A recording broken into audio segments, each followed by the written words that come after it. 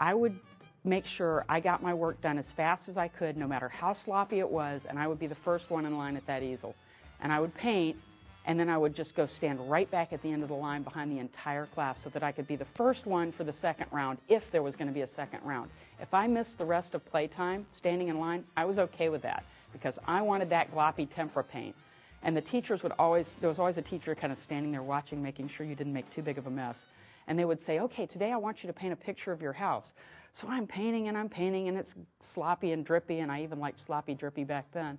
And she said, well, this is supposed to be a picture of your house. I said, it is. It's a picture of what my house feels like. So I actually ran across some of these in my mother's house, and it always said an abstract of a house, an abstract of a horse, an abstract of the mountains. So I was always painting how things felt to me and not necessarily what they just looked like. I think that's where things changed for me in high school. It becomes so about getting it right that I wasn't able to paint with my feelings anymore. It was more about, it was either right or wrong. And it scared me off because I couldn't relate to the right or wrong. I knew when I had it right and I knew when I had it wrong, but there was no joy in it anymore. And until I started painting as an adult and gave myself permission to make bad art and learn through it, I couldn't start enjoying it again.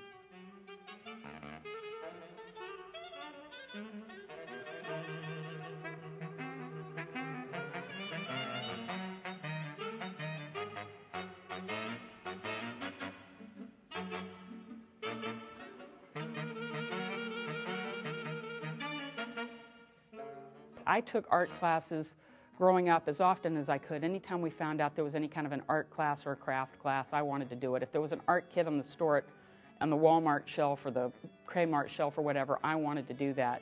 I loved, if I found a pile of wood, I would stack things up and make a sculpture with it. I had a creek in my backyard. I lived in Georgia, so I'd always go dig out that red clay and make things with the red clay. I think it was just in me to do it, but I did always take every art class I had a chance to. I chickened out and decided to be an art therapist, so I got my degree in psychology, but at the same time, getting a degree in psychology, I took every photography course that I could. I wasn't comfortable doing painting or drawing because I was too afraid, but photography, even though there was a right or wrong to it, I loved the way I could get different feels from different photographs just with the composition, just with what I would do with the composition. And I loved that quiet time in the dark room, and I think that was setting me up for quiet time in my own studio.